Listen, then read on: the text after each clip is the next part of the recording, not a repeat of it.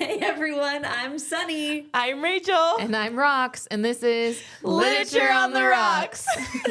That DJ intro was amazing. Oh my goodness gracious. How is everyone doing? Good, doing good. Doing good up in here. That's All what I was up in gonna say. here. All in the barrio. It's great. Okay, so I have a question for you guys. Okay. So recently I was listening to a podcast and somebody said something about staying in a hotel room and not having socks. And I was thinking to myself, Normal life for me. Yeah. yes. So I thought, do you guys wear socks when you're in a hotel room? I know you don't typically wear I don't socks, ever period. wear socks. I don't feel like I'm usually walking around super barefoot in the hotel room. Like I'm keeping my shoes on until I'm going to bed. Let's say you got back from the day, you showered. Are you putting on slippers or are you walking back to bed barefoot? Like I'm not waking up, putting on slippers and going to the bathroom in the middle of the night and then coming back and taking them off. No, I'm walking barefoot. Yeah, I try not to be a super germaphobe like that because then I will live in terror. And so I'm pretty I will walk out of my house barefoot to my car. So yeah. Same. I was thinking about it and I wear socks most of the time. Yeah, you do. I don't enjoy being barefoot really. And so then I thought about, I wear socks in a hotel room most of the time. And I don't know if it was mostly because of a germaphobe or because I also don't like being barefoot, but I think it's a bit of both because as soon as he talked about walking barefoot and putting your feet in that bed, I was like, oh, literally had an entire moment of disgust. I definitely would not walk around barefoot for like a good amount of time. I usually have my shoes on in a hotel unless I brought slippers and I'm walking around with slippers. I don't ever think about this and I don't want to. I don't like wearing socks to sleep. Oh, I do. Oh, I hate wearing socks. The love only wearing time socks is because in I general. recently started doing it because I saw you put some Vass on those feet yeah. and then socked up. And I was like, I need to start do this because these crustaceans need a little bit more love in their old age.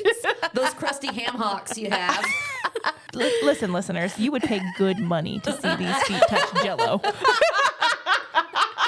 Those ham hocks be really taking in that Jello. You know, they are normal size feet. You make me sound like I'm walking around on pig hooves, and I am not. I got some nice, slender patas. Anyways, like I said, you pay good money to see these bitches.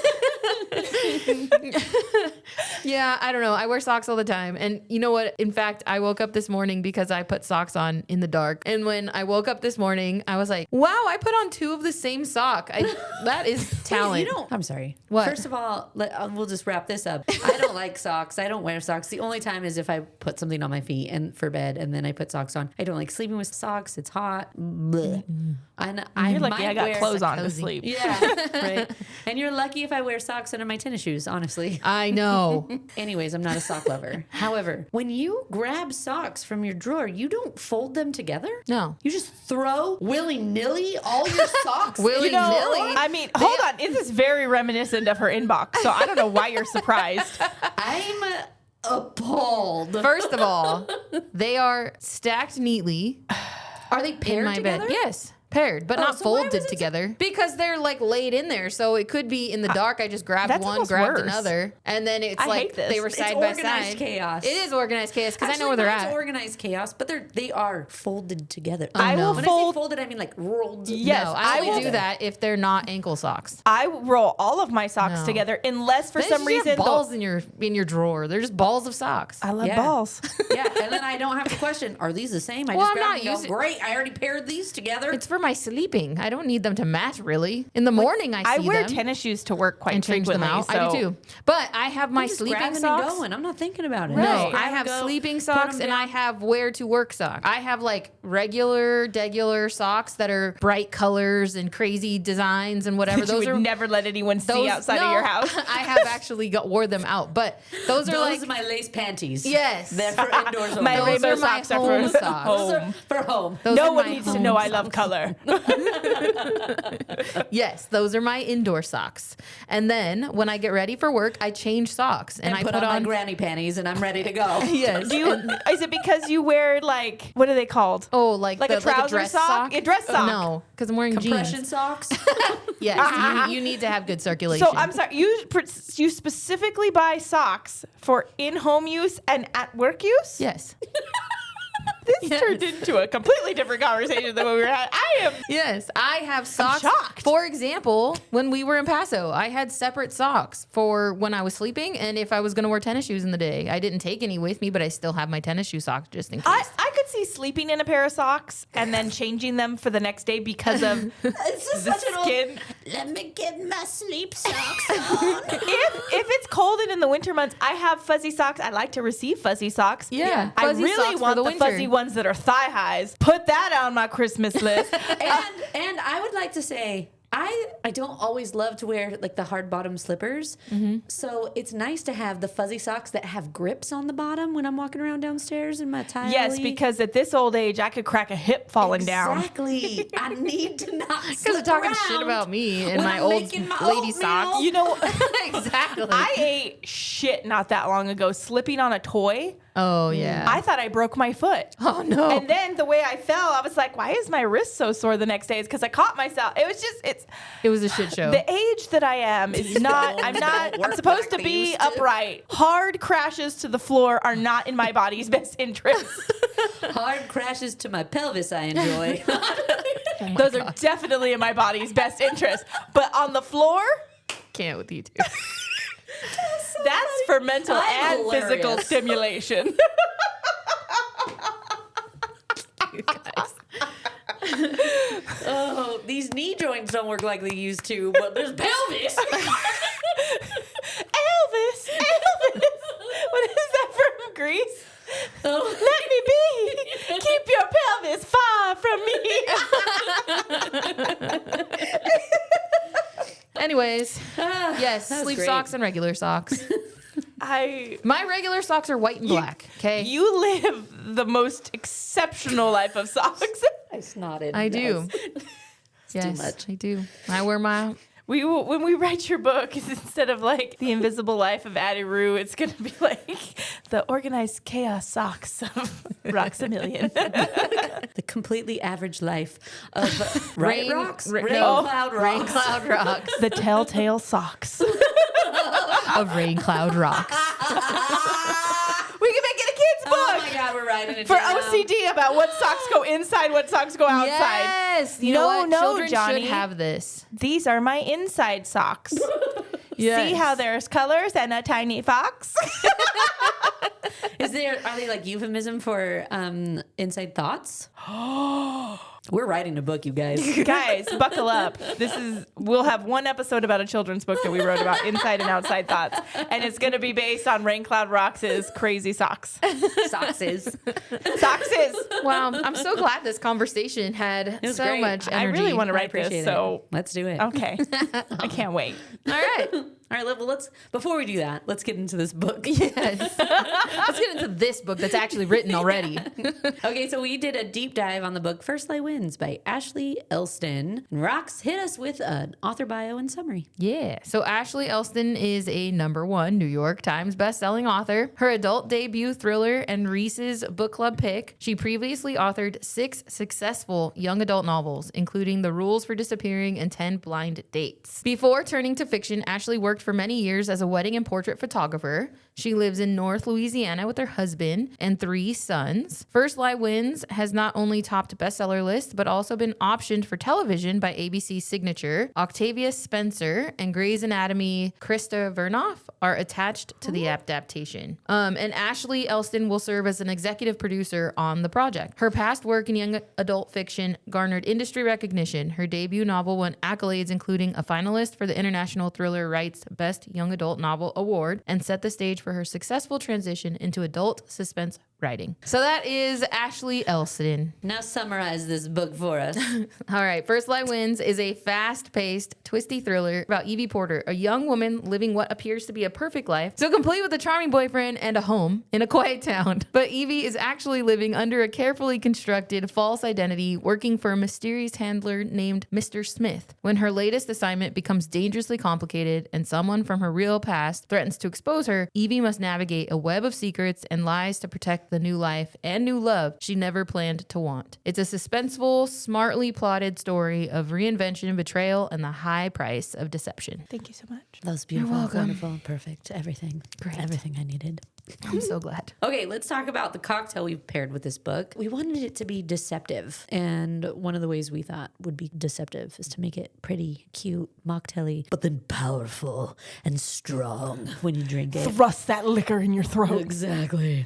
So it's 1.5 ounces of vodka, a 1/2 ounce Aperol, a 1/2 ounce elderflower liqueur, a 1/2 ounce lemon juice, and 1 ounce white grape juice, topped with club soda. And then we put some gold edible glitter in it. And it is beautiful, you guys. It's a great looking drink. It is a really cute drink. We're calling it the Sweet Alibi. Okay. Cheers. Ooh. That's good. Oh no, Sweet Alibi, I'm into it. Yeah, I like really it. It's good. not overly sweet. No. No, it's I'm more not- lemony than Yeah. sweet. It's kind of refreshing. Yes. I'm not typically a vodka drinker, and this is really good. I have been becoming more of a vodka and gin drinker. Oh, gin? Yeah. I like all alcohol. I have been slowly falling away from my tequila roots. I do think Yeah, I lean this more is going to towards be rum. one that sneaks up on you Whiskey. because there is actually a quite lot a bit of alcohol. Yeah. And the elderflower in there. Oh, It's great. I love elderflower. Delicious. I really enjoy Thanks, this. Cliff. All right, let's do it. dive into this book. I'll start off just by saying the story is told from many different aliases. So we drop a lot of Timelines. names. Different timeline. Yeah, it's kind of going on 2 different. Yeah, so we do jump around in this book a lot, which I think is actually common for a lot of the books we read. But this one is one main person with a lot of different names. It's told from the perspective of Evie Porter, although we quickly learn she has many aliases. Evie is about to move in with her boyfriend of 2 months. 2 months, Ryan. That's crazy to me. At a dinner party where, I mean, I know the story, so it's adds up, but I just think it's crazy. At a dinner party where Evie is meeting Ryan's friends. She's moving in with a boyfriend she's dated for 2 months and she hasn't even met his friends yet. Doesn't that seem weird? Whatever. I think if you say we're dating for 2 months and I haven't met your friends yet, that doesn't feel weird. But the fact that they're moving in together so quickly That's what I think is and weird. haven't met the friends yet, that is. Yeah, I'm moving in Weird. with you and I don't know if either one of them has family, but if I don't have family, but I have these friends that are like my family and you haven't met them yet, but I'm going to let you move in with me, that feels weird. But anyways, whatever. Who am I? Not Evie Porter. So Evie seems to understand that she is being judged and acts the part she is supposed to be playing. She reveals to the reader that she staged a flat tire to meet Ryan. Ryan thinks dinner went well, but Evie knows the women will keep digging into her past, which he starts receiving text messages almost right away that they want to have lunch with her or whatever. But you automatically get this sense of she's not who she says she is. She is someone who's acting a part. Right, because at dinner they're like, "Oh, tell us how you met," and in her head, because he's like, "Oh, I met her and she was just A struggling damsel in distress." and here I was, her Prince Charming." And in her head, she's like, "Really? I watched you for 3 weeks and I Yeah. knew you drove by that, and I wore a little skirt because I saw you eyeballing girls in skirts." And Yes. There was some thought and plot behind Yeah, this. exactly. Evie schedules movers for a Thursday, which frustrates Ryan because he is always out of town for a work commitment that day and he wants to help her move. But she scheduled it for that day because she knows he wouldn't be around. Her apartment is empty and she has only rented it for like 1 week. She unpacks a few boxes strategically to give the illusion she's lived here. She even gets stuff from like Goodwill and it's like used books and used things to make it look like it's hers for a long time. So Ryan thinks that she has a well-established life. She leaves like 1 or 2 boxes there and a few things scattered around. So it looks like she's in the process of packing up the last few things of Right. her She belongings. Empties hat staged shampoo it. and She takes ketchup and buys a mustard bunch of shit. Yeah. and empties them out and leaves them in the fridge. So it looks like she has some random leftover she condiments. prints photos of her and Ryan, puts them on the Yes. like a magnet on the fridge. And it's really just all to stage the illusion that she is moving out and Yes. has already somewhat packed up. And, oh, I just have these last few I things didn't- I got to put together. I had old furniture, so I donated it Yes. Yeah. So when Ryan comes to the apartment to help Evie after work and everything, he's helping her wrap up. She tells him she gave most of her belongings away, and Ryan insists on helping her move. So they box up the things she strategically just placed out earlier that day and unboxed. Evie visits a UPS store, opens a PO box, and retrieves a small envelope. That's later in the day. Evie then later goes to lunch with Ryan's friends, just the girls this time. It was guys and girls, and that was one of the reasons this girl, Rachel, wasn't included in the invite to the dinner originally. He mentions that she might drive him crazy. Anyway, so she's going to lunch with the girls, including Rachel now. Evie tells a planned backstory about her tragic past where she lost both her parents in a car accident. Rachel digs deeper and suggests that Evie might be using Ryan. Evie doesn't back down and is even a little impressed by Rachel. She makes comments about, like, because Evie is not who she says she is, she's impressed that Rachel's picking up those vibes because she's good at what she do. And she strategically put online, like, only enough to make her story feel plausible, but not enough to give any other information away. The whole interaction has the rest of Ryan's friend group embarrassed about Rachel's interrogation. Evie later Googles herself to confirm her fake alibi appears believable online. She doesn't have much of a social media presence, and she kind of insinuates that her boss or her employer has put up, like, done some of the backstory for her as well, like helped her with some of it. Ryan visits Evie at the gallery, which is her job that he helped her land, and apologizes for his friend's behavior. Because basically at the lunch, Rachel's like, did your parents really die? Like, she calls her out on all kinds of stuff. And it's to the point where she's like, my parents died. And all of the other friends are very Southern and like, oh my God, like, we are so sorry. Anymore. Yeah, like, we are so embarrassed that she went after you like that. And so Rachel kind of insinuates, like, are you sure you're not just after Ryan's money? Yeah. With all that aside, sad girl. Like, what are you doing here? He takes a cryptic phone call related to his Thursday meetings, and Evie calls Rachel to apologize, which surprises Rachel because she thinks all the friends have given her crap. Like, you shouldn't have put Evie through that. You're rude, whatever. And so Rachel just assumed she would never hear from Evie. But Evie calls and apologizes and sets up a one-on-one meeting, knowing Rachel is a lawyer and likely to investigate her. She kind of wants to get Rachel in her pocket a little bit. Then they go to this derby party. It's for Ryan's friends, and it sounds fabulous. They're nowhere near Kentucky, but they go to these derby parties and wear big derby fabulous hats, and she feels ridiculous. Ryan and Evie then meet James and his date at this Kentucky derby party, Luca Marino, who looks and sounds like Evie, and Evie has a visceral reaction to this. She has to race to the bathroom, which we then find out Luca Marino is actually her real name. And the woman's background that she shared just in the short time that they were talking to each other matches Evie's true past, which deeply unsettles her. We then go back to Luca Marino 10 years ago. She's 17. Luca, who's now known as Evie in the story, she's robbing wealthy couples during their engagement party. She supports her terminally ill mother by using jobs at florists to access rich clients' homes. So she gets these orders for these extravagant parties. She delivers the flowers, kind of scouts the place out, leaves, gets all dressed up in a beautiful dress to look like she's one of the party goers.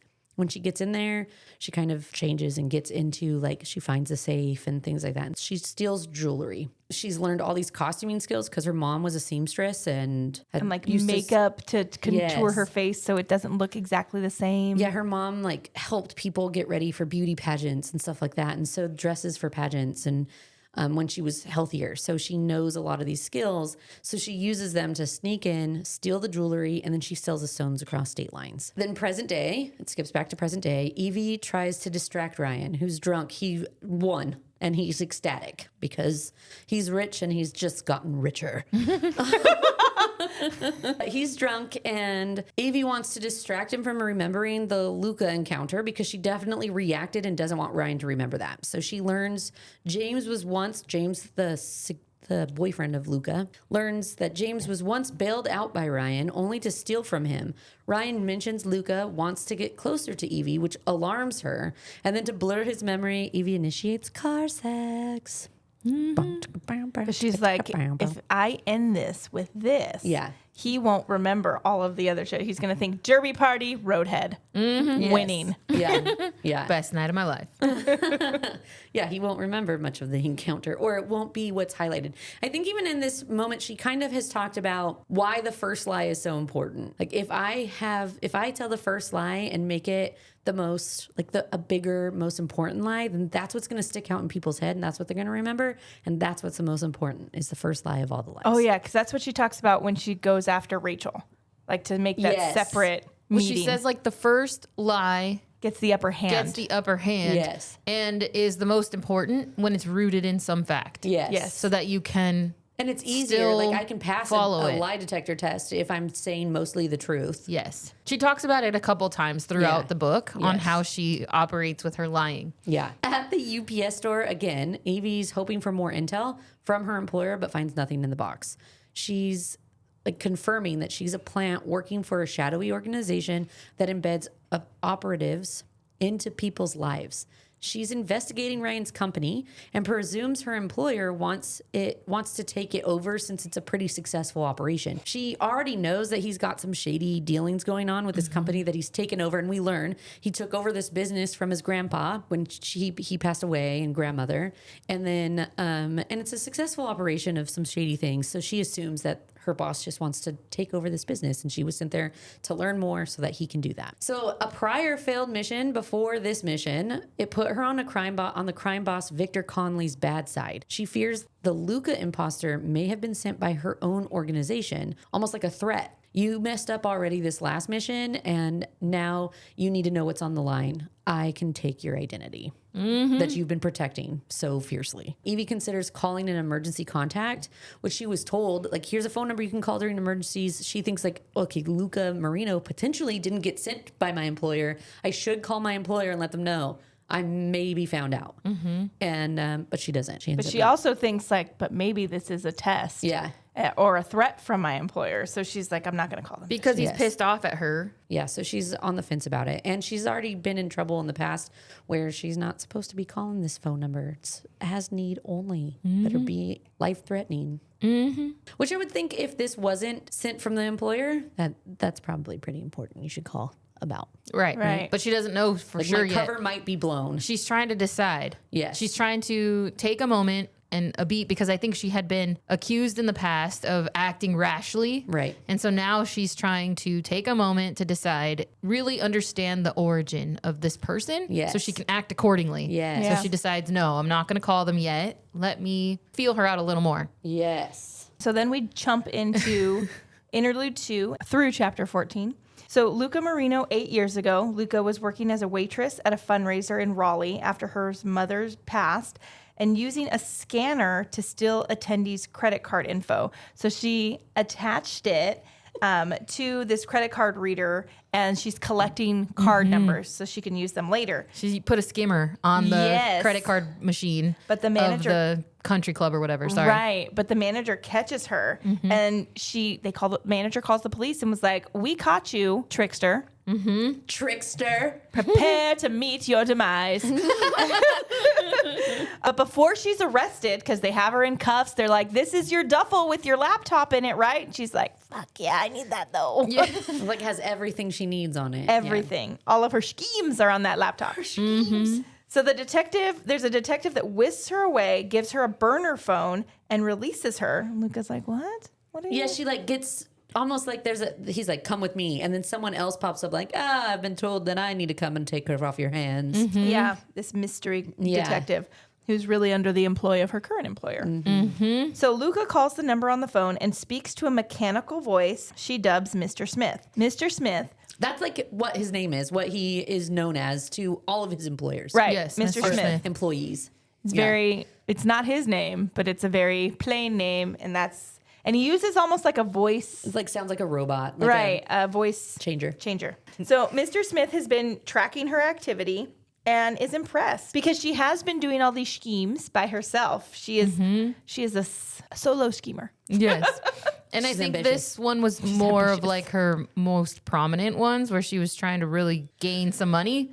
And I think so she this had was the one that he done them decided in the to. past. Yeah. And because she almost talked about the scheme in a way that's like, I know what I'm doing now. I know I just need to start with little bits of money here and there, but from 50 different credit cards, it's going to add up and no one will be any of the wiser. Yeah. When she collects the credit card information, she starts using them little by little. Like I'll first start with a small amount that nobody will notice. $10 tip here, $20 And then tip I'll there. like slowly increase the amount I use, but nobody will notice it because if you're just using $50 here, $50 there over 100 credit cards, that's a lot of money for me, but small for those that are actually the owners of these credit cards. Nobody will even notice. Yeah, especially because the owner of these credit cards are dropping big dollars. A Which $50 isn't thing that is the like truth? If somebody used Yeah. my card for $10, I probably wouldn't notice.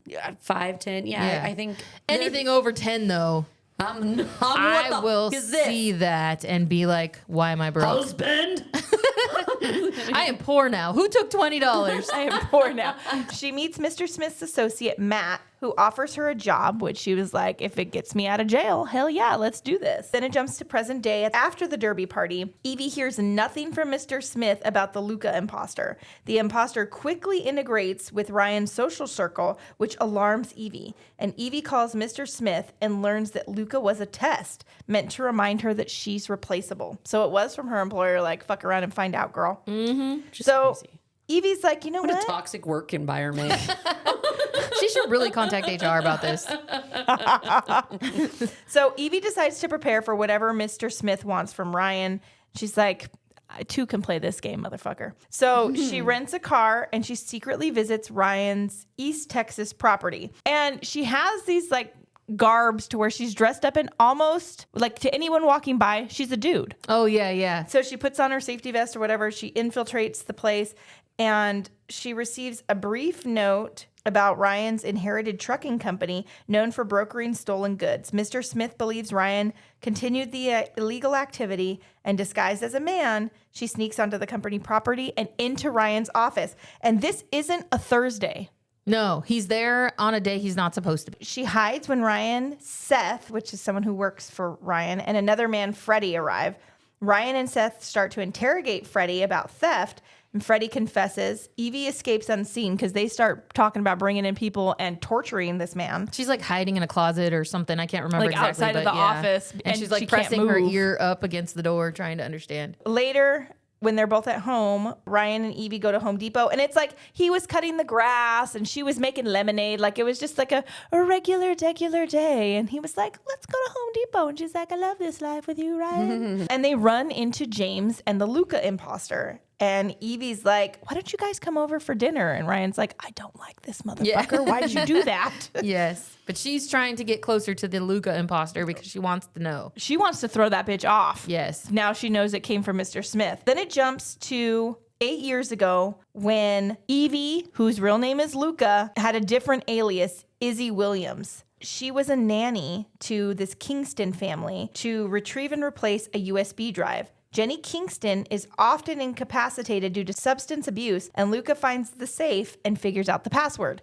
And this was all just like a test. Like this was a job from Mr. Smith. Jenny catches her while she's trying to get into the safe, and she tries to stop her, but she falls, she cracks her skull, she's out cold. Luca calls Matt. Matt is the contact for Mr. Smith. Like she doesn't have Mr. Smith's number. She has to go through Matt. Yeah. So Matt tells her, like, you need to get the fuck out of there. And she feels guilty because she started to really care for the kids that she was nannying for. And the mom was just this person who was always drugged up all the time or drunk all the time. And so she's like, I can't leave the kid with his mom passed out, possibly dead on the floor. So she calls the husband. Before she leaves, she calls him and is like, she fell. I have to go. Your son's alone. Get home as soon as you can. Yeah. So they reassigned her, and they even like call Mr. Smith calls her and is like, is there anything you want to tell me? And she's like, nope, I left just like Matt told me to. And he's like, you didn't make a phone call? Fuck, you know. And he's like, if you ever do something like that again, you're done. Like totally disregard orders because we told you not to do anything. Right. We told you, one, to leave the safe alone, and you didn't. So Like give it time. Yeah. give it time because she was pressing to get the code. She's like, I know I can do it. I know I can do it. So she... Because We she don't want you tried to get twice. alarmed. Yeah. She tried twice and failed Yes. to get in. And Yeah. then she remembers that it's maybe the anniversary or something. And so she's like, I'm going to try it. And she Yeah. does, and it ends up cracking. But Mr. Smith is pissed because he knew she was given Because if you different were directions. wrong, you would have set off alarm Yes. bells. And then you breached and called the husband. Yes. Yeah. Present day at the dinner party, Evie anticipates that the Luca imposter is going to be snooping, so she plants this fake spreadsheet in a dresser. So when alone with the fake Luca, she confronts her. And the Luca imposter, she's like, she's not good at her job because she was shaking. Like, she's like, how do you know? She's like, oh, we both work for Mr. Smith. He didn't tell you that I worked for him? And Luca admits... Poor fake Luca. I know. Luca admits she's not who she says she is, and then Jamie leaves shortly afterwards. She does go back because she asks to use the restroom. After Luca and James leave, Evie goes back up and she's like, she took the bait. She took the spreadsheet out of the drawer. So the next morning, Evie learns that James and Luca died in a car crash on the way home that night. Ryan is upset due to a fight he had with James the night before because everybody was not getting along. So he's like, man, we got to go visit his parents. And they show up at the parents' house. The police are there. And the cops start questioning them. Like, you were the last people to see them alive. How were they when they left? Were they inebriated? What happened? So she sneaks away. Well, I think an important piece here is that the cops are asking questions and like, did you know Luca? Did you know James? How did you know? And Ryan mentions Evie is new here. She comes from Alabama, and he like gives her tells fake her backstory. Yes, Oh, and now Ryan's the police sweating. know her and her backstory, her Yes. fake backstory. Which is only so deep. Right, right. Evie sneaks away. Oh, because they Their bring laundry or something. the duffel bag. They bring the duffel bags that were in the car, and it was Luca's duffel. And inside her duffel, it was a brief from Mr. Smith, which instructed her to snoop through Evie's belongings. She like goes in, she's like, I'll take care of the laundry and take care of this for them. So that way the parents don't have to go through their stuff. And when she's in there, she's able to just snoop freely, and she finds. But then when she sees that, she's like, well, am I a top person for Mr. Smith? Like, is he really coming after me? And what does this mean for what I'm doing right now for him? Like, he has the complete upper hand. Yeah, what is this job really about? Because she doesn't know yet. Yeah, she doesn't know. And then we jump into interlude 4 through chapters 18. Evie / Luca's prior alias, Mia Bianchi. It's 6 years before present day, and Mr. Smith gives Luca the alias of Mia and assigns her to infiltrate rising political figure Andrew Marshall's campaign. The goal is to find blackmail material, but Marshall is squeaky clean, making the task extremely difficult. Luca secretly brings in Devin for backup in case things go south. This is where she introduces Devin, and he's just one of her friends that's like a super tech savvy and he's really an good IT wizard. Yeah, She just he's found really him good on this at job and was like, "You're great, and I'm keeping you." Yeah, he's really good Let's at be best friends. hacking systems and whatever. And It took him a long they time kind of to became even friends. meet in real life. Right. Like he did work for her long before they actually met in person. Yes. At a legal conference in Hilton Head, Matt instructs Mia to get Marshall drunk and entangled with a sex worker. Which Matt, this is his first job being the head on the job, and he's telling her, this is what you need to do. Meh, I knew this would be stupid. I'm glad I met with Devin. And so he wants her to kind of get him in trouble with the sex worker, and he's had the room bugged so that they can get some evidence. Mia, knowing this won't work on a straight-laced Marshall, crafts her own plan. And this is kind of where you start to see that she starts to go awry and is deciding that I can probably do these jobs a little bit better. I have a better idea of how to do it. And she starts to stray. You can see a little bit of her defiance. Yeah. She drugs Marshall. Defiance or ambition? Because I feel like she's like, I think there's a little bit of both in that. yeah, maybe. I think it's defiance from Matt, not Mr. Smith. I think she's kind of like, you don't know how to do this job. You've never gotten disguised You're and been a giving me person. the wrong You're direction. promoting Matt, but I can do this better, and I'll show you, because what Matt just told me to do It's stupid. is stupid. Wrong. It's Yes. not going to work. There's never a chance that this Andrew Marshalls is going to even think about being. Because they're betting he's this like regular politician who And will he's not. sleep with whoever, and he's not. He's very straight laced, and he is who he Takes his presents job himself seriously. to Get be. him drunk and throw a girl at him. He'll take advantage of her. Yeah. But he's not that. He's not even the drinker. So instead, she drugs Marshall and hosts a secret meeting of powerful men in his room, then sends in the sex workers and gathers dirt on all of them instead because the rest of them aren't as squeaky clean. So then we jump to present day. After visiting James's parents, Evie wonders if the Luca imposter's death was an accident or orchestrated by Mr. Smith to kill off her real identity. So she meets with Devin and tells him everything, including alerting the police to Evie Porter from Tuscaloosa. He gives her a shipment roster from Ryan's company to hand over to Mr. Smith. Secretly, Evie plans to alter the roster to protect Ryan's business because she does actually kind of love him and she has this emotional connection to him. So Evie sends Ryan off. I don't think we know that she loves him, but there's definitely She has mentioned little things about how she cares for him she's more than putting she her should. guard down a little bit more than Yes. she should, and she's crying in front of him, and And they actually having have a some moments. genuine connection, and Yes. she's kind of scared of it. You So kind Evie's, of like both of them together, really. yeah. And I think she makes a comment too, like, I wish this was my real life. She gets like the butterfly feeling when he crawls into bed and holds her that night. Well, and she makes a comment that after she was watching that kid and she got these emotions tied up into it, he's like, remember, Mr. Smith's like, remember, you're just a ghost in these people's lives. And then she's like, I'm actually not just a ghost in these people's lives. I'm a ghost in my own life. This isn't me. The person that I'm pretending to be isn't even really who I am. And I'm just pretending to be this person. Like, I'm not even a real person. I'm just a ghost, period. So Right. she keeps having to remind herself that with Ryan. Yes. And so Evie sends Ryan off to spend time with James's family. Devin texts her an urgent warning. Danger is imminent. Police arrive and Evie is arrested, and they are naming her a material witness in the death of Amy Holder. So they're about to leave. He's about to go off to work. She's about to leave in the driveway, and she stops and she gets a text from Devin, and it says danger. Which is coming late because She came a little bit stops early. to like hug him and like give him one last hug before she left. Or he stopped He kind her. of holds her They hold there. her. They have an embrace a little longer. Yeah. And then she gets in the car and she goes. And when she realizes and reads the text had come in like 10 minutes prior. And if she had read it when she was supposed to, she would have had enough time to escape prior to the police getting there. But because she was lost held up. in her love, she got caught. And they are now naming her as the witness in that death of Amy Holder. Evie is shocked. She thought her current alias as unconnected to that old job. So she's kind of shocked at how they even were able to connect her to that death because she has a whole new identity. So how do they even know? In custody, she calls Rachel to represent her, and Evie admits she's used multiple aliases but withholds key details. And this is where she sort of tells you a little bit about the lies and how as long as you keep them a little bit rooted in truth, you can pass the lie detector and you can hold them true and not forget them because you have some truth in it. Yeah, like looking at this picture, she's saying that's not Evie Porter Right. in that picture. It's not. Yeah, there's 'cause no- isn't how Evie would you Porter. know? Yeah, exactly. How do you know that's Evie Porter? Rachel reveals photos of Evie from past identities,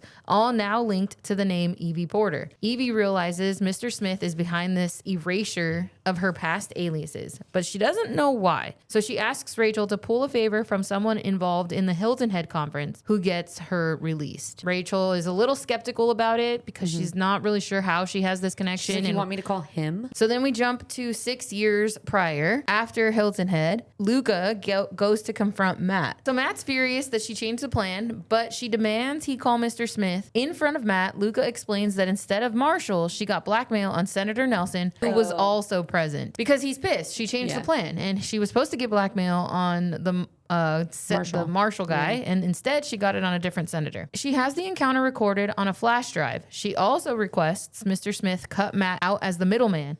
Mr. Smith agrees and sends Matt away. She finally says, I don't need him. I can run these jobs by myself. I can do it without his guidance. So just let me do it. Give me the free reign to run my own Clearly, jobs. if I followed his thing, I wouldn't have gotten this. Yeah. Exactly. And so Mr. Smith is suspicious of how Luca pivoted so well, but doesn't press further. He's a little unsure if he can trust her or not, but she's doing her job and she's doing it well, so he kind of goes with it. Luca hides the fact that she now holds leverage over all the powerful men who were in Marshall's room. She also saved Marshall's political career by explaining everything to him. Because he was a squeaky clean guy, and she's using him as a potential friend later on. She's going through these jobs and getting people and putting them in her back pocket in case one day I actually need something from you. I'm gonna have this resource to reach out to you, and Marshall was one of them. So then we jump to present day. Evie and Ryan return home in a tense silence, both aware secrets are being kept. Evie finds photos proving Mr. Smith is incriminating images of her at Amy Holder's death. She calls Mr. Smith, who accuses her of hiding something taken from Holder in a safety deposit box. He is feeding the police pictures of her at this crime scene for Amy Holder. Whatever you have. Whatever. He doesn't even know what it is. He's like, you took something from that crime scene. Yes. When Amy died, and I know want it. And He said, saw I you go and watched put you. it in this. Yeah. I watched you leave Amy Holder's hotel room and go to this bank and open a safety deposit box. What's in there? Give it to me because it obviously has something to do with me. She admits the box exists, but not the contents he expects.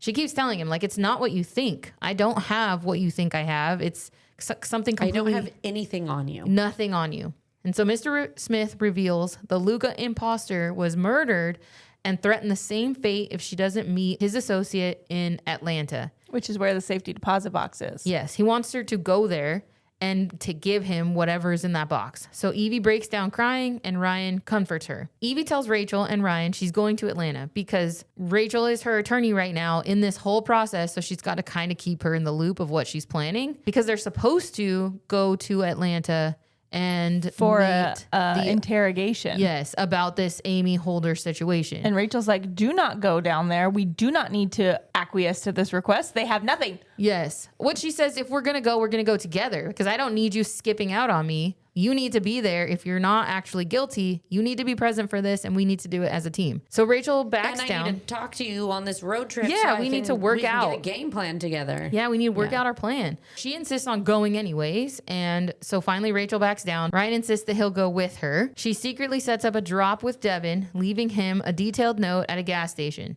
Tensions fills the car as she and Ryan drive in silence towards the drop point to meet Mr. Smith's associate. So there is this social media system that they have in place. And every time they would write a specific hashtag, it would give them clues as to either what's next, where they're going to meet, at what time, or what's going on. They were secretly messaging back and forth. And so she ends up leaving him a note. If it said number 6, then that was the 6th location on our list to meet. And if it said, right, like there was like all these different codes in there. They were really good at it because I couldn't even remember any of them. Yeah. But And then while they were driving too, he's like, you need to tell me, like, how do you know this Amy Holder? And she's like, I don't want to talk about it. And he's like, you need to. And she's like, do you want to talk about what you do on Thursdays? And he's like, no, I don't. And so they sit there both. He's like, I'll talk if you talk. And then he did say, like, I'll open up tell to you everything if you share your secrets. Share it with me. And she's like, I can't do that. I'm not ready. Then they start heading towards the drop point to meet Mr. Smith's associate. And that ends my chumpies. Okay, then we jump into where we're starting off with alias Wendy Wallace. 6 years ago, Luca, as Wendy, is sent to Florida College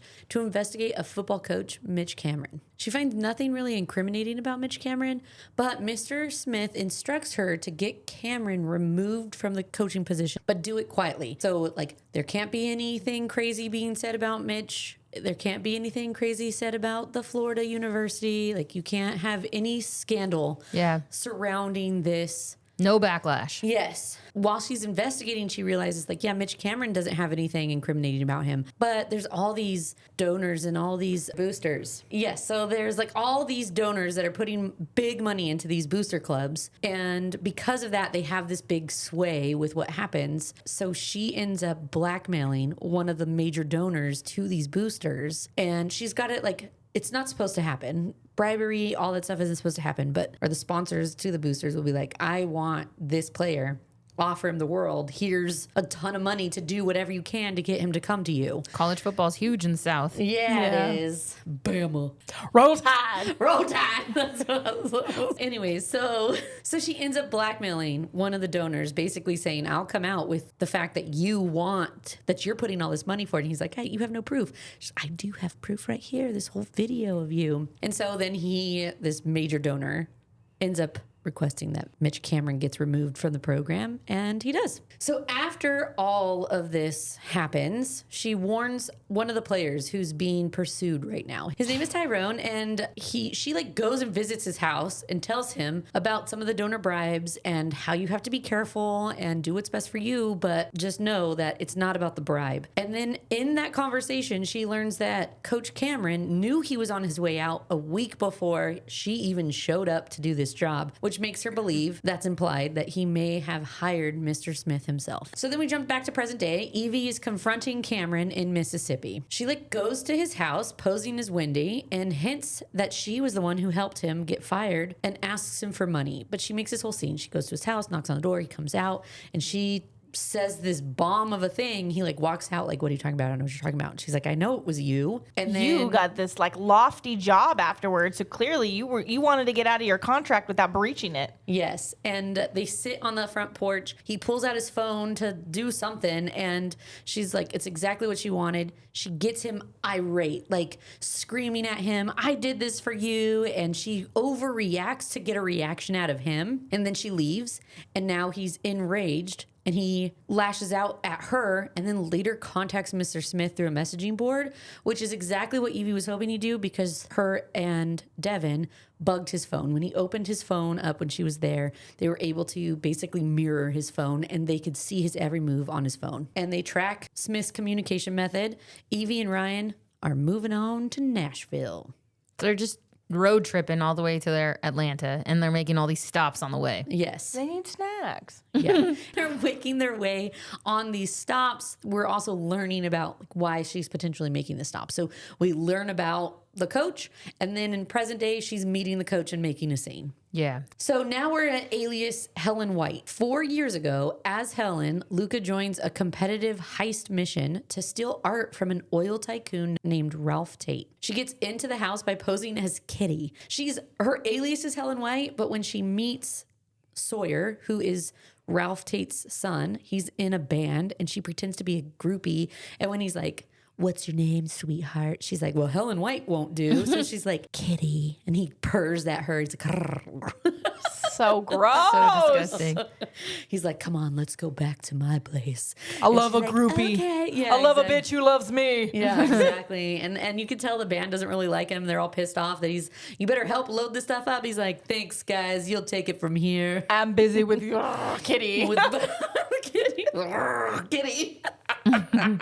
She starts working on this project with Devin as she's getting this in with Sawyer. And Devin notices in the blueprints of the house that the artwork is probably in the laundry room and not in the obvious place everyone else would think. There's this room that is so obvious that, oh, this is a safe room, right? It's difficult to get in. This is where you store stolen art. But he also notices there's a lot of security wires and things like that. A lot of electricity inside the laundry room. Laundry room, and this seems suspicious. So if this is a test, because she assumes it's a test. I think he tells her it's a test, that this is a test. You're not the only one trying to get this art. Whoever gets it is going to get this big Yes. bonus. Oh, yeah. You are not the only one She's vying for this. Yes. So she's like, so Devin is like, if this is a test, then this is where I would suspect the art to be because this is too obvious. Mm-hmm. When she goes, it's like a 4th of July party and she ends up outsmarting decoy security and she gets to the laundry room. She switches it out. She's dressed when she gets there, she's dressed as Kitty. And then she changes in the bathroom, comes out like she's a worker, just cleaning up with a trash bag. She goes, she gets the trash bag, she grabs the painting and walks out. And even one of the security guards is like, oh, is that? And he has an empty water bottle. She's like, sure. And he pours the water into it, empties it. She's like, hopefully it's waterproof.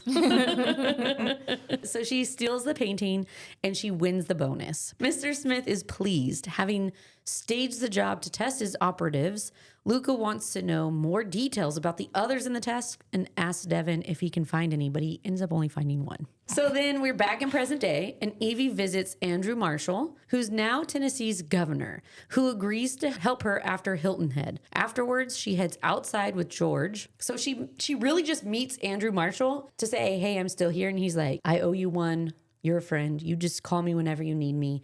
And that's really the only thing that's said in this meeting. But she's throwing off great. Mr. Smith. Yeah. She's like, great. Thank you. And she gets up to walk away. And George, who we've already known as the UPS guy, is waiting outside for her. And they meet up. George confronts her, basically telling her, Mr. Smith wants you in Atlanta. You need to get over. You know how this ends.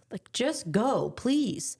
And Evie knows George is recording, feeding Mr. Smith a narrative that she's blackmailing the governor. This prompts Smith to leak more footage incriminating Evie. So it goes back to what Rox was saying, that he's doing this really slowly putting the nails in the coffin. Like, you have a chance to stop this. Every time she Just give is me that box. defiant Just give a me little whatever's in bit to what there. he wants her to do, he's like, okay, I'm going to send a video now. Yep. All right, I'm going to send Yes. another photo. She's getting even more incriminating evidence against her in regards to Amy Holder's death. Meanwhile, Devin uses intel from Cameron's phone to uncover how people hire Mr. Smith, which is through like a Reddit platform, it almost seems like. Yeah. Someone says something about A band, and then yeah. they say something about like a state or city that they're going to at a And specific then time. if he replies a certain way, then he's going to contact you. Yes. Yes. It's very similar to how her and Devin communicate, but Yeah. not as intricate. Yes. Yeah. Evie overhears Ryan and George talking. George. Oh, yeah, because he talks to her and Yeah. then goes outside and she sees him meeting He's supposed to go get pizza. He's not with her a lot of the times. Like when she's with the coach, he's not with her. No, she she went- leaves him. They on his like own, stop and to she- get yes, snacks. Yes. And then she says, I'll be right back. she's like, you go upstairs and eat. I'm gonna do yes. something. I'll be back. So in this instance, they're at the hotel room and she she's leaves. She comes back together with him. She's like, let's stop at this hotel for the night and take a break. We'll wake up get in the some morning food. and get going. Yes. And he says there's a pizza place around the around the I'm corner or gonna go get something. some I'll go pizza grab for some us. pizza. You take a shower, get whatever, we'll eat. And she's And like, every time great. she gets back up together with him, it's like sweet stuff, right? Like he has paid attention over the last few months that they've been dating. So it's like, I got you some food because you haven't been eating. And then when she opens it, it's like, oh, this is a sandwich that doesn't have tomatoes and whatever on it, but he added blah, blah, blah. Like he clearly knows and is paying attention to my my likes and my needs. And this truly looks delicious. It's something I would pick out for myself. Like he's paying attention to her and she's feeling some type of way about it. So he's like, I know you haven't eaten. I'm going to go grab pizza. And when he walks out to go get pizza, she's like, I've got this headache. I'm just going to go run to the vending machine to go grab some Tylenol or something out of the vending machine. And when she gets there, she can hear people talking. And all of a sudden, she realizes she's hearing Ryan's voice. She overhears Ryan and George talking. She recognizes their voices. And George is handing Ryan papers and mentions Amy Holder. And then realization hits. Ryan is working for Mr. Smith. Then she's like back in the room and thinking like he sounds like a boss in the conversation. So now I feel like at this point, as a reader, Yes. it's leaving everyone guessing if Ryan is Mr. Smith. Yes. And I will say, rereading this, because I read this in 2023, this is when I was like, I don't think I remember who's Mr. Smith. Oh. Because the whole book, I thought, I remember who Mr. Smith is. And then when I got to this point, I was like, am I remembering incorrectly? Because Ryan for sure is Mr. Smith, right? So the whole interaction is very much so. You get left thinking, I'm pretty sure Ryan is Mr. Smith. Evie hides her discovery and then lets Ryan continue to be his little boyfriend and put on this boyfriend charade. She kind of hides in the bathroom, takes a shower, but she's really just kind of crying and gives her a good, because she's mourning a relationship that she felt thought like she was was real. getting. Yeah. Well, Well, real-ish. She Right? Like- thought like this, if I could stay here, this would be what I would want. Yes. Yeah. And now I can't because that's clearly Mr. Smith. Well, and I think Yes. she had a moment of thinking that I could maybe get out we of can it. get out of it together. Maybe if I come clean and we He talk does about some it. shady things. I I do do some shady shady and things. we can just we can lay it all understand each out on the other. table, Yes. and then we can just move forward as And a this couple. could just be our and lives this could be together. a real thing. Yes. And now she realizes it can't, It can't be. This was truly just a test from the beginning. Okay, so Evie digs into Ryan's things as he's sleeping in the morning and finds the original file that she sent to Mr. Smith, meaning Ryan had it all along. The timelines don't really, she's like working this out, but timelines don't align with Ryan as the original Mr. Smith, but they do with him potentially inheriting the role from his grandpa when they passed away. And so she's And the document she sent Mr. Smith was doctored. So she's like, obviously he knows you can't trust me because I changed dates that trucks were coming and I changed She did that to protect to Ryan. protect Ryan. And now she's like, but if Ryan Now- is Mr. Smith, he knew. And I failed that test real bad. Yeah. Yeah, that's why Luca came. Yes. Yeah. Like Yes. he knows I'm fucking around. Yes. And so then she's like, okay, Evie escapes, plants files in a doctor's server in her hometown, and then receives a photo from Devin confirming who Mr. Smith's true identity is. Oh, I think yeah. it was dental records, It's so the- that way the Luca that was killed is actually that Luca. Like she's finishing killing off Luca Marino. Yes. That way, when they dig up her body, all of the like skeletal things match up. Okay, so she's planting files of Luca, the fake Luca Marino's Yes. dentals. She's come to the conclusion that Luca Marino was just that. It was just a name. It wasn't my past. It's not me. It's not who I am.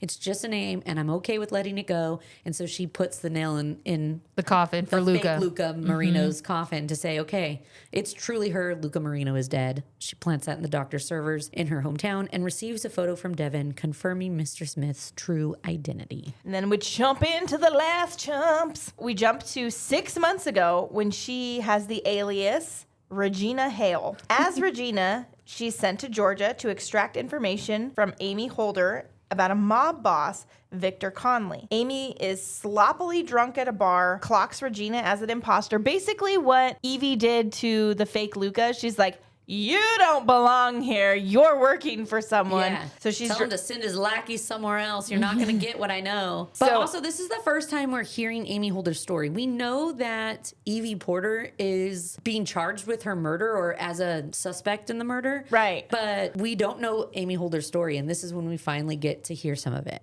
So Mr. Smith is not pleased because Amy's being real loud at the bar and orders Regina to get the intel by any means necessary. Regina breaks into Amy's house and comes up empty-handed. When Amy realizes she's being watched, she moves to a downtown hotel. Mr. Smith escalates and bring her in immediately. So Regina and Devin team up to breach Amy's room after Amy hints she has proof of Mr. Smith double-crossing his own client. But she does it really loudly and publicly on a street as she's walking to her hotel.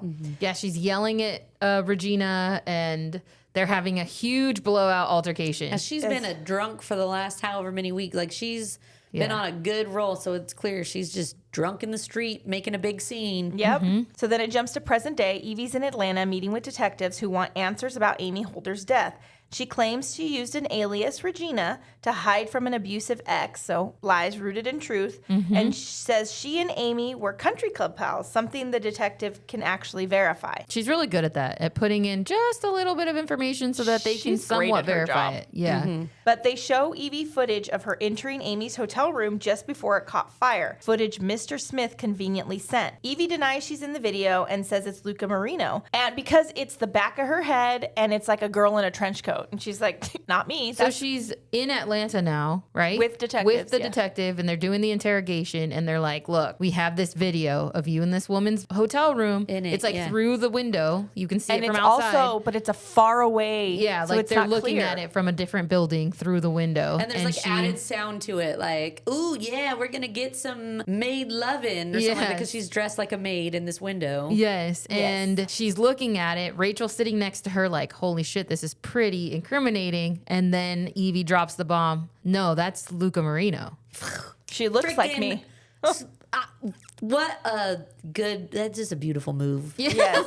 It really was, because I literally was listening in the car and went, oh, that was so good. Mr. Smith, you come for me. Yes. I'm going to take what you did all this work to do. I'm going to make it worth it. Yes. Yes. So the detective digs into Luca and finds the entire fabricated digital identity created by Mr. Smith. They find pictures of the imposter that prove she looks really close to Evie.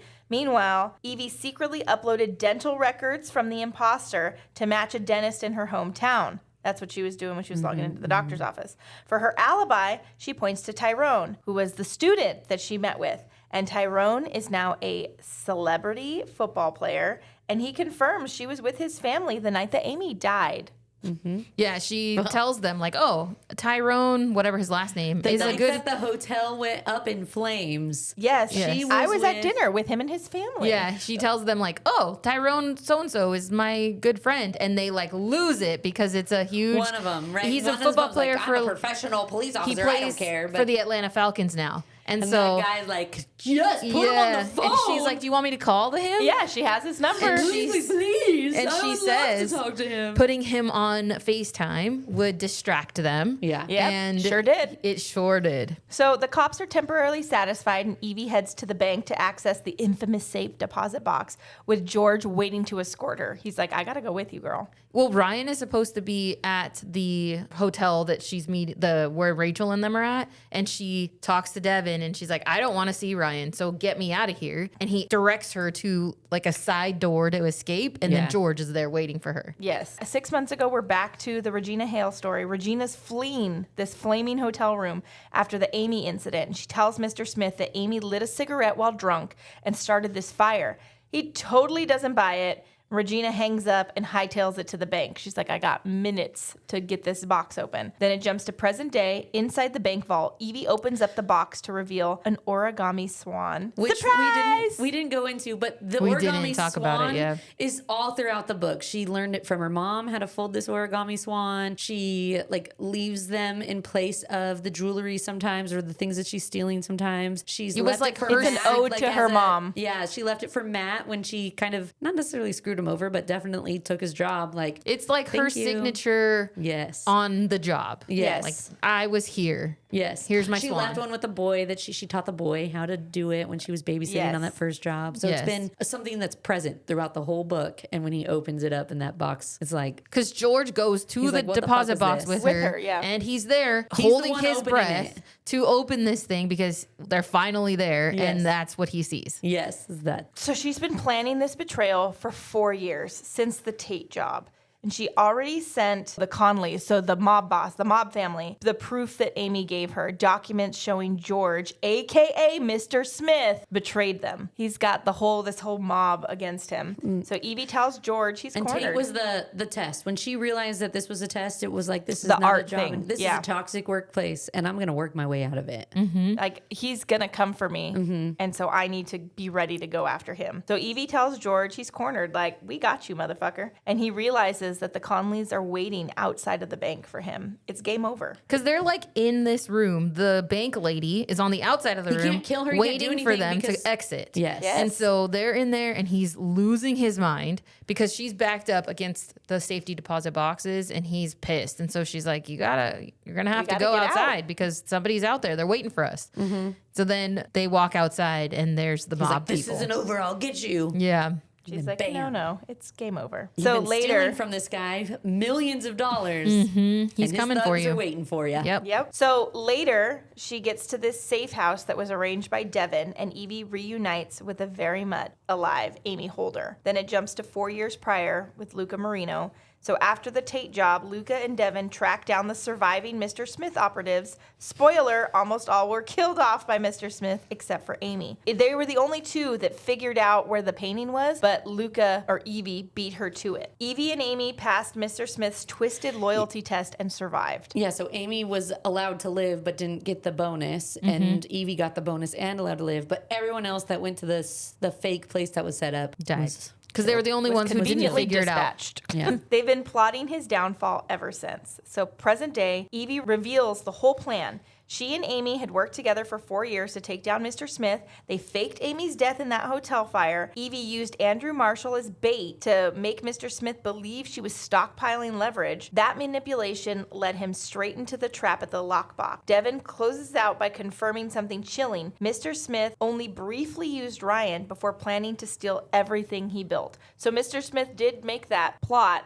That was his job. He wanted Ryan's company, and he wanted the funding from the illegal activity. So after spending time at the safe house, Evie is convinced to go back to Ryan because she's like sleeping all day. She's really mourning the loss of the relationship she had with Ryan. I mean, she had a rough couple of days. Like well, yeah. she gave it. Then she slept lost for a long lot. time just because the adrenaline finally Right. left her Wearing body. off and- But she's yeah. also mourning. Yes, the Ryan. loss of her love. and they- the loss of herself. She just had to put Herself Luca to death. Marino to death. Yeah. Yeah. She walks up and he's like outside with this beat up lawnmower, like trying to do some yard work. And she's like, can we talk? They both agree to work on their relationship. They both have darkness and they do illegal work, but they both truly love each other and they can accept each other's darknesses. And that's where we end. The way First that Lady it wins. ended is like when they're like, okay, you go off to your shady stuff now. And she gets on a phone call with Amy Holder and she's like, okay, Mrs. Smith. Yes. What's the job today? Yes. She is Mrs. Smith. Yeah, she is.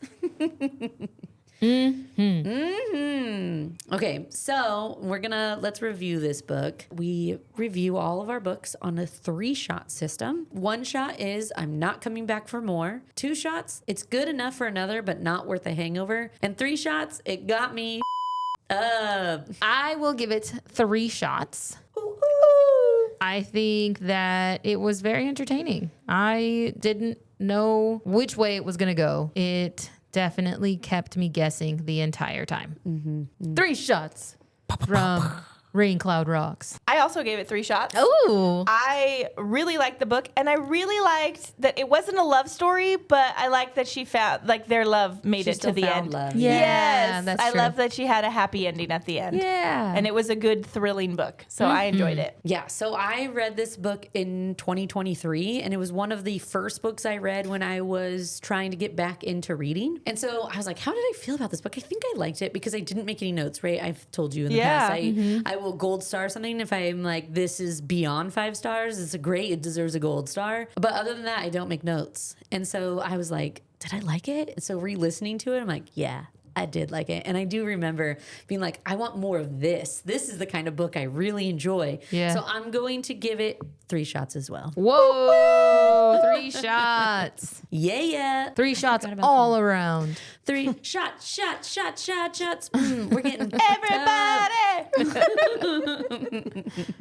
All right, well, that's a wrap on The First Lie Wins by Ashley Elston. We've picked it apart like a book club with wine and no time limit. The prompts are up and juicier than a chapter 27 reveal. Don't leave us hanging. Subscribe now because you know we're back every Wednesday. Well, bless your heart. If you'd be so kind as to leave us a rating and review, it helps more bookish young whippersnappers find our little nook. And I read every single one like it's a love letter from my favorite grandbaby. If you like the drama on the page, wait till you see our TikTok. Follow @LitOnTheRocksPod and visit literatureontherocks.com. We've got more where that came from.